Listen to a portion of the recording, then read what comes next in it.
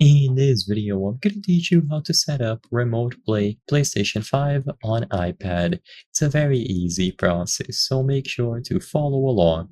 In order to set up PlayStation Remote Play on your iPad, you will of course need to download the application, so go over to the App Store and download PlayStation Remote Play. And before you can actually use it, you also need to enable the actual PlayStation Remote Play settings through the console. You will need to connect a controller to your iPad in order to control it properly too. You do have the option to use the touch controls, but a controller is highly recommended. If you want to connect your PlayStation 5 controller over Bluetooth, you press the PlayStation button and the share button simultaneously for a few seconds.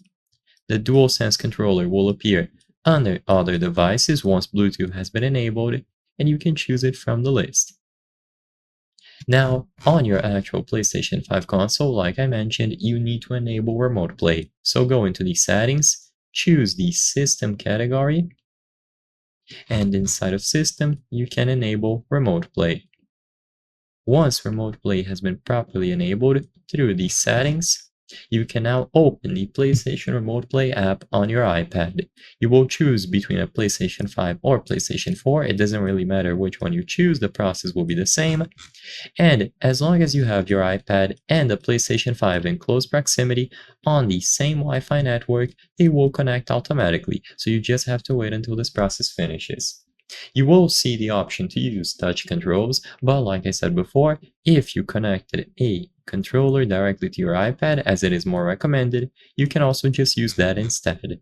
And you will need to make sure that your PlayStation 5 remains on while you are using Remote Play on your iPad. So I hope I was able to help you.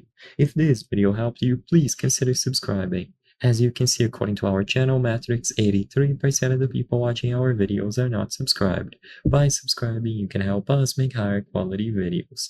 Thank you for watching, and I'll see you on the next one.